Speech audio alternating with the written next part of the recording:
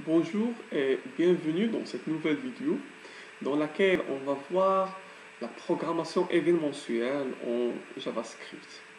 Donc, comme je disais la dernière fois, JavaScript, ça c'est un langage de programmation qui est basé sur les événements. L'objectif du JavaScript, en fait, c'est de donner cette possibilité à rendre une page web interactive et dynamique. C'est-à-dire qu'ils réagissent vis-à-vis en fait les événements. En fait, lorsqu'on parle du langage JavaScript, on parle en fait de la programmation événementielle.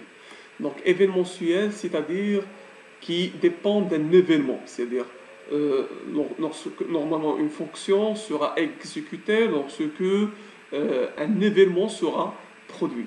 Donc JavaScript, c'est un langage qui est réactif, qui permet de faire donc l'interaction entre l'utilisateur et l'interface qu'on va créer avec du code HTML et CSS. Et bien sûr, l'interaction avec l'utilisateur, elle est gérée à travers ces événements-là. D'accord?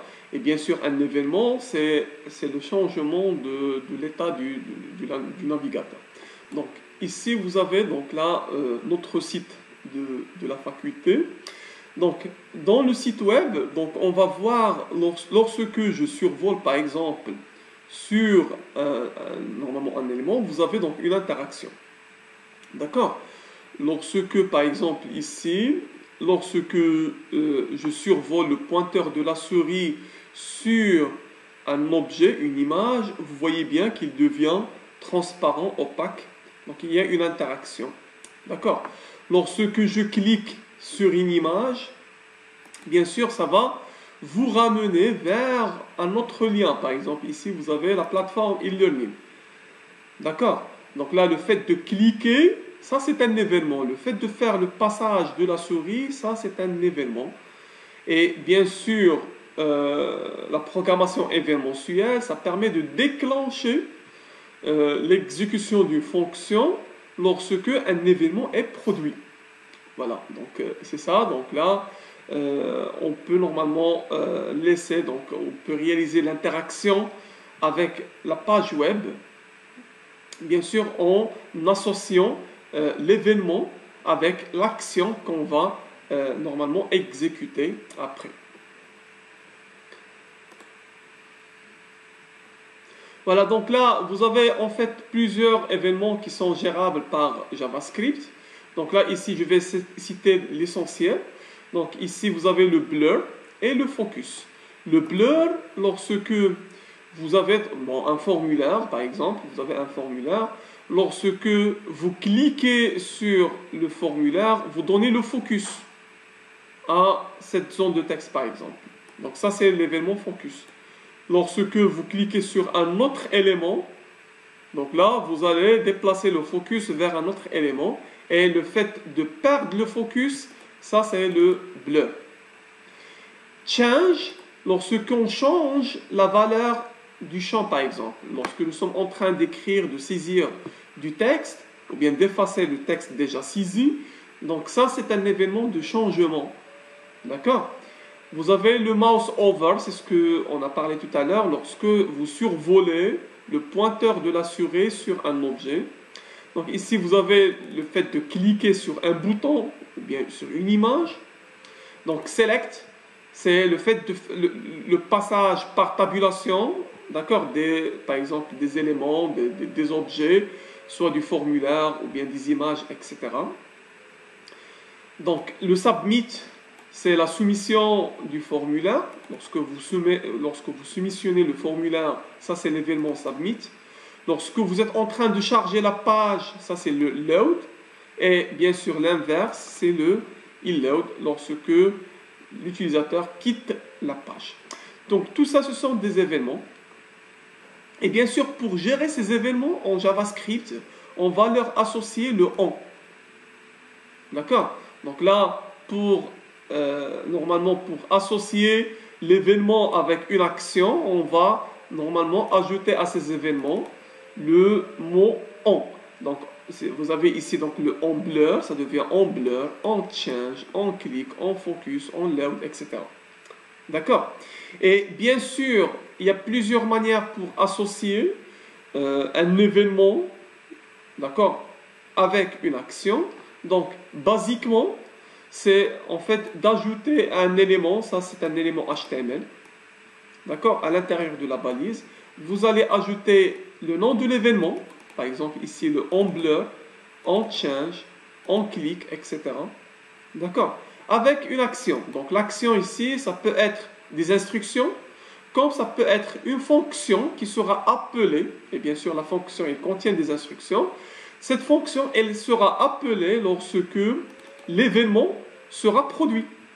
D'accord? C'est-à-dire on blur, c'est-à-dire lorsque on perd le focus, on clique. Bon, supposons que vous avez ici l'élément, donc là on peut faire l'élément ici par exemple bouton par exemple.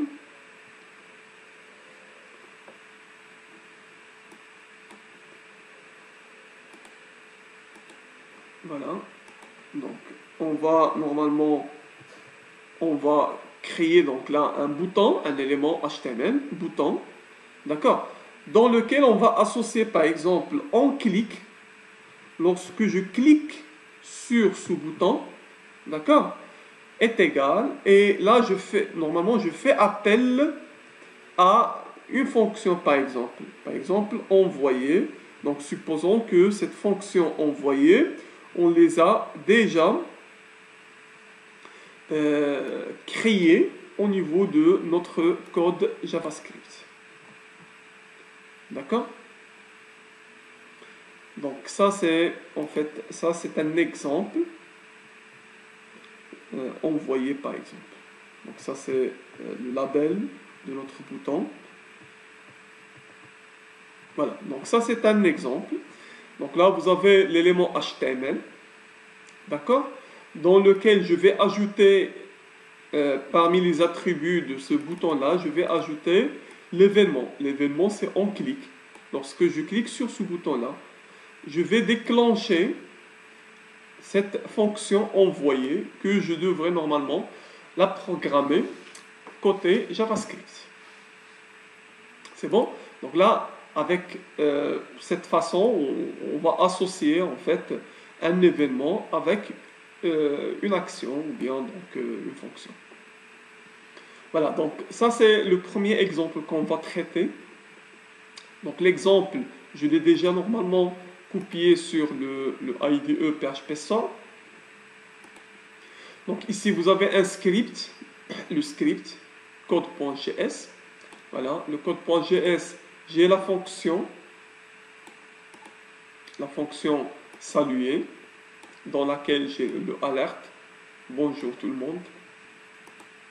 Voilà, donc là le premier événement ici, vous avez le onLoad. OnLoad, c'est-à-dire lorsque on va charger la page, cette page, lorsque la page est chargée, donc elle va automatiquement appeler saluer. D'accord? Vous avez H1. Donc ici j'ai ajouté le style, justement la bordure, un pixel solid red. C'est pour voir en fait la bordure de H1 parce que on va associer à H1, on va associer l'événement en mouse over. C'est-à-dire lorsque je fais le passage de la souris sur, ou bien le pointeur de la souris sur cette zone qui sera entourée par une bordure en rouge. D'accord? Et donc là, normalement, on va associer cet événement, le passage de la souris, avec toujours la fonction saluer qu'on a déjà créée au niveau de notre code JavaScript. Donc, bien sûr, on a associé cette page HTML avec, bien sûr, le code JavaScript. Ça veut dire que cette fonction-là, elle est déjà normalement incorporée ici, donc à ce point-là. Donc là, au niveau de notre formulaire, vous avez votre input de type bouton. Donc ici, on va associer l'événement on clique, c'est-à-dire lorsque je clique, je vais faire appel à la fonction toujours saluer.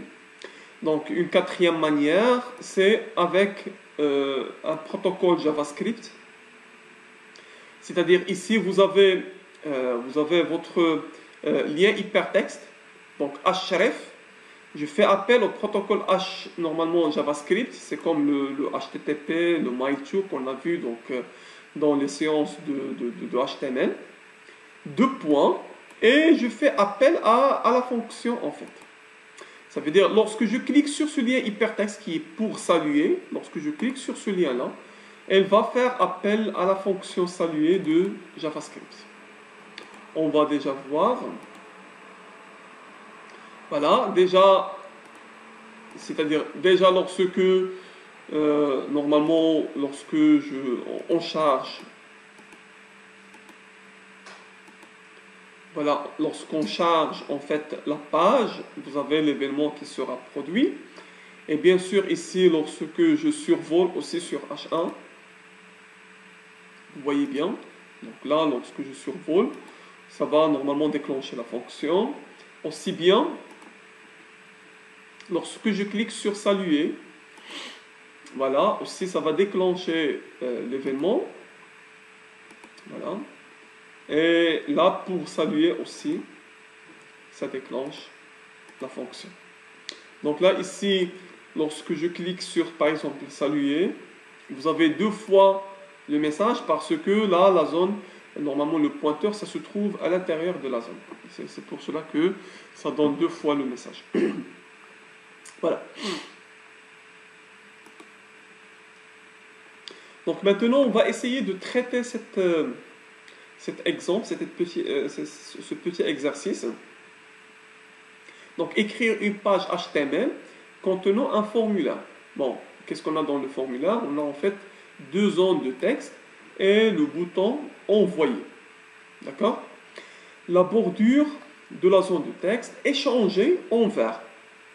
C'est les sélectionner. C'est-à-dire lorsque je sélectionne normalement un input, la bordure de normalement ces zones de texte sera changée en vert. Sinon, il devient en gris, c'est-à-dire il devient à l'état normal. Voilà. Donc on va essayer de supprimer ça.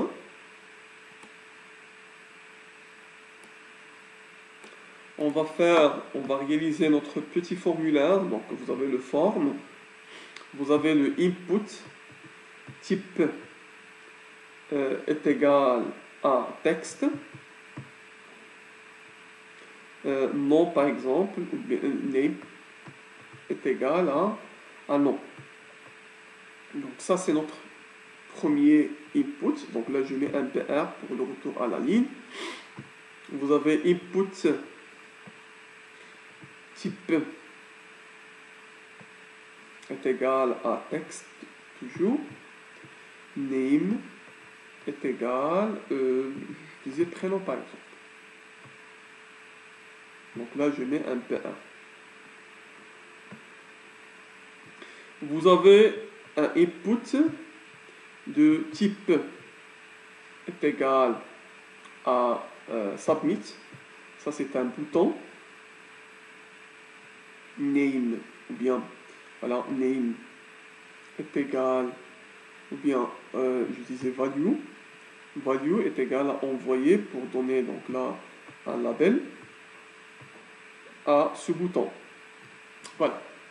Donc ici je mettais le BR parce que je sais bien que les inputs ce sont des éléments HTML du type inline.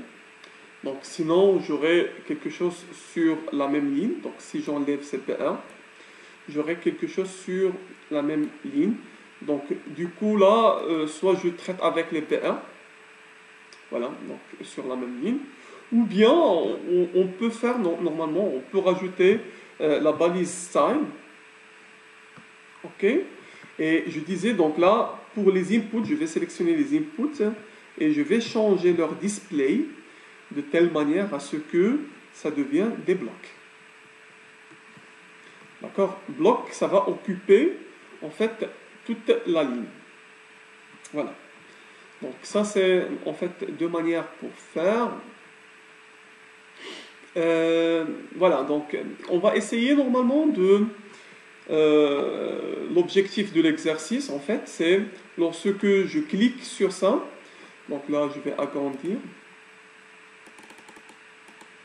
Voilà. Donc, le fait de cliquer sur la bordure, ça, normalement, ça, c'est en noir. Normalement, on souhaite qu'il soit en vert. La bordure doit être en vert. Lorsque je clique sur le deuxième, donc ça reste désactivé. Et ça devient en vert. Voilà, c'est ça, donc, en fait, l'objectif de l'exercice. Donc, ici, vous avez deux événements. Vous avez, lorsque je clique, ça c'est l'événement en clic. Et lorsque je clique sur le deuxième, pour le premier, c'est en blur. C'est-à-dire, il a perdu le focus. Donc, vous avez deux événements en blur lorsqu'il perd le focus. Et vous avez en focus lorsqu'il reçoit le focus. Voilà, donc là, on va associer deux événements en focus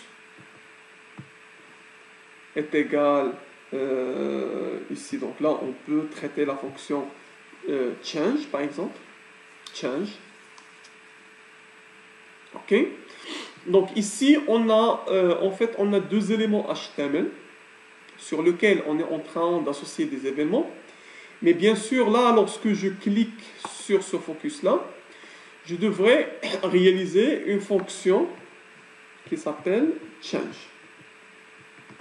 Mais donc là, change, ça va changer pour les deux, en fait. Ça devrait marcher pour les deux zones de texte. Sauf que ici, je devrais normalement passer la référence de cet objet-là. Je devrais passer la référence de cet objet-là pour dire à la fonction qu'il s'agit en fait de, par exemple, de ce input-là. Qu'il s'agit par exemple de ce input-là et non pas de l'autre input. Et pour passer la référence, je vais normalement utiliser le mot-clé des. Donc des, ça permet de passer en paramètre de la fonction la référence de l'objet en question, c'est-à-dire cet objet-là. Si je fais de la même manière ici, si je vais copier là le même événement, action, d'accord, ce des-là, c'est pas celui-là. Donc ce des-là, normalement, ça va passer la référence de cet objet-là. D'accord. Et ce des-là, ça va passer la référence de cet objet-là. Et du coup là, ce input-là va recevoir soit la référence de ce input-là, soit la référence de l'autre input. D'accord. Et bien sûr, la référence, c'est l'objet en question, c'est le input. Vous allez trouver le input. Donc d'ailleurs, on peut faire console, juste pour voir, console.log. Et là, on va voir le input, on va mettre le input justement pour voir ce qu'on a passé à travers la référence. Donc, on va lancer. Voilà, donc je vais faire inspecter pour voir la console. Donc là, lorsque je clique sur ça, donc vous voyez bien, donc normalement vous avez, c'est ça, donc ce qui sera affiché, c'est le input. On a affiché ici le input, ce qu'on a passé en référence. Et donc là, ce qu'on a passé en référence, c'est ça. D'accord. Lorsque je clique ici, vous avez, c'est le deuxième, c'est le prénom. C'est le prénom qui est passé. Lorsque je clique sur ça, c'est le nom qui est passé. D'accord, c'est le input de nom qui est passé. Bien sûr. Maintenant, on veut changer la bordure. Bon, la bordure, pour JavaScript, tout ce qui est ici comme étant des attributs, ça devient des propriétés d'un objet. Par exemple, pour le input, je peux changer le type ici. Bon, je peux par exemple mettre ici input.type. Et bien sûr, on peut changer d'une manière dynamique le type. C'est-à-dire ici, changer lorsque je donne la focus à la zone de texte, je vais changer par exemple le type. Je vais par exemple, je vais mettre hidden par exemple. hidden, je vais cacher l'élément en question. Je vais cacher l'élément en question. Voilà. Donc, je clique. Vous voyez, donc là, elle est cachée. D'accord, les inputs sont cachés. Voilà, donc ça veut dire quoi? Ça veut dire autrement, ça veut dire tout ce que j'ai à l'intérieur ici, je peux le changer en mettant l'objet, le nom de l'objet, point, le nom de, normalement, de l'attribut. Donc parmi les attributs, vous avez le side. Side est égal. Donc là, je peux changer la bordure, la border. Et là, je peux mettre par exemple un pixel solide, green par exemple, pour donner la couleur verte. Voilà. Donc ça, c'est un attribut. Le size, c'est un attribut. Je peux faire ça. D'accord? Et si je peux faire ça, ça veut dire que au niveau de l'objet, je peux mettre ici input.size. Parce que size, en fait, c'est un attribut de l'élément input. Donc size, point, et là, je vais normalement faire appel à la propriété border est égale. Donc ici, je peux par exemple donner 2 pixels, voilà, donc pour avoir une bordure qui est épaisse. Et là, je mets solide et je donne la couleur green. Ok? Donc ça, c'est normalement lorsque les inputs et la focus. Maintenant, pour associer l'événement de céder la focus lorsque je perds la focus, c'est en blur. En blur. Donc là, on va faire une fonction un change. Et là, je vais normalement passer toujours la référence de cet objet-là qui est this. Donc je vais copier parce que c'est le même traitement. On va le faire sur l'ensemble des inputs. Ok, donc là, ici, vous avez function.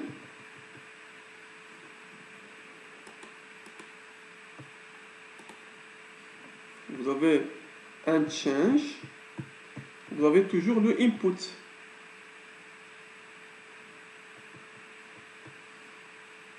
Voilà. Donc on va faire de la même manière. Donc vous avez le input.style.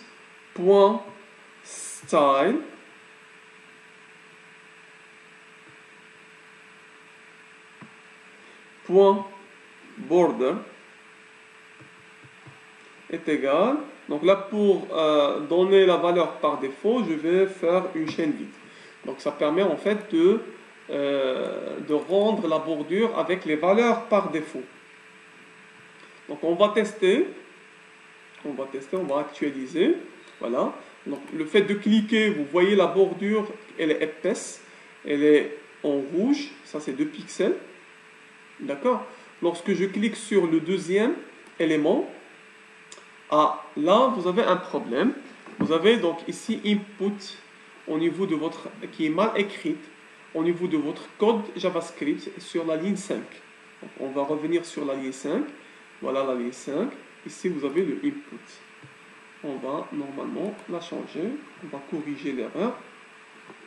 Voilà. On va réactualiser. Voilà, donc là, le fait de cliquer, vous voyez, donc là, lorsque normalement, je perds le focus, ça devient à l'état normal. C'est-à-dire là, c'est la zone, normalement, c'est la chaîne de caractères vide qu'on a traité tout à l'heure. Voilà. Donc ça, c'est, normalement, ça c'est l'exercice du cours. Ok, voilà, donc vous avez déjà la correction sur les slides. Je vais normalement déposer le cours sur la plateforme aussi. Donc ici, on va voir normalement un deuxième exemple. Donc écrire une page HTML contenant un formulaire. Donc la formulaire, vous avez une zone de texte et le bouton envoyer. Donc vous avez une seule zone de texte avec le bouton envoyer. Un message d'erreur est affiché si la zone de texte est vide au moment de la soumission. C'est-à-dire, autrement dit, donc là, on va, normalement, je vais effacer tout ça. Donc là, ici, je vais garder un seul input. Je vais enlever ces actions et ces événements. D'accord? Le nom, par exemple. Donc ici,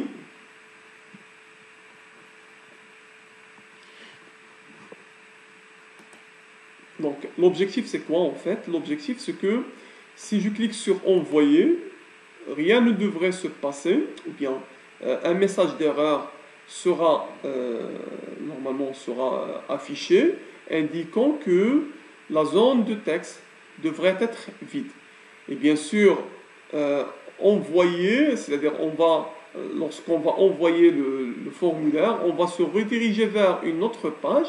Et bien sûr, on ne peut pas se rediriger vers une autre page, sauf si vous avez la zone de texte qui est remplie. D'accord? Donc ça, c'est un traitement qu'on devrait le faire sur notre formulaire. Donc tout d'abord, on devrait ajouter à notre formulaire l'action, c'est-à-dire le fait de cliquer sur le bouton de soumission, elle va normalement vous ramener vers une autre page. Donc là, je vais rajouter une page HTML, page 1. D'accord? Donc justement, on va initialiser la page 1 justement pour voir l'effet. Donc là, je vais mettre ici un H1. Ça, c'est page 1. Voilà. Voilà, donc là, je suis sur index maintenant. Donc là, l'action, lorsque je clique sur soumissionner, c'est-à-dire envoyer le formulaire, et normalement, ça devrait vous diriger vers page 1.html. C'est ça. Donc là, on va actualiser la page. Donc, envoyer, bien sûr, elle va vous rediriger vers page 1. Mais nous, on souhaite que ça devrait être bloqué tant que la zone de texte, elle est vide. D'accord? Donc là, lorsque je remplis la zone de texte et je clique sur envoyer, ça devrait marcher à ce moment-là. Voilà. Maintenant, l'événement, c'est quoi en fait? L'événement, c'est la soumission du formulaire. Donc ici, la soumission du formulaire, ici, vous avez, c'est en submit. On submit. Ici, vous avez, donc là, on va, bien sûr, on va faire appel à une méthode vérifiée.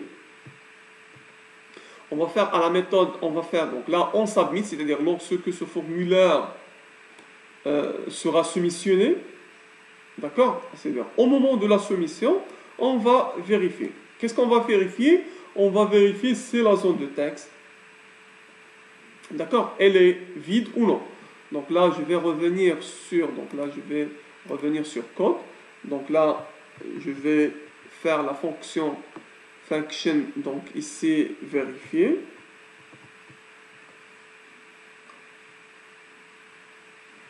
Voilà. Bien sûr, donc là, cette fonction vérifier, qu'est-ce qu'il va faire? Il va en fait vérifier si le input normalement est vide ou non. D'accord? Donc ça va empêcher l'envoi de la formulaire s'il est vide en affichant un message. Sinon, donc s'il le trouve normalement rempli, elle va normalement diriger automatiquement vers page 1.html.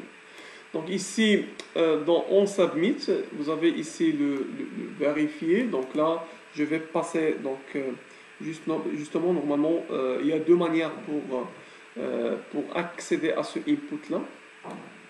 Donc soit que je vais normalement aller à travers le document, l'objet document, point, et là je vais chercher tous les formulaires. Donc vous avez donc un tableau de formulaires, bien sûr, donc ça c'est le premier formulaire. D'accord? Donc ça c'est normalement, soit j'accède comme ça, soit je peux en fait passer par la référence à travers le mot-clé des. Donc il va normalement passer le formulaire, ça c'est le formulaire, c'est ça ce qui sera passé en référence à cette fonction vérifier. Donc ce qu'on cherche c'est le formulaire. Donc là ici on peut faire donc l'objet form formulaire. Donc là, vous pouvez le nommer comme vous voulez, c'est sans problème. Donc ici, donc là, j'accède à forme directement. D'accord? Donc, rappelez-vous que forme, c'est l'objet de formulaire qui est passé à travers la fonction via le mot-clé des. Bon, forme, point. Et donc là, je vais accéder aux éléments du formulaire, c'est elements. Donc toujours le tableau des éléments. Bien sûr, la séance prochaine, dans la séance du Doom, on va voir comment accéder rapidement à ces éléments-là et affecter des événements d'une manière beaucoup plus flexible et beaucoup plus rapide que cette manière-là.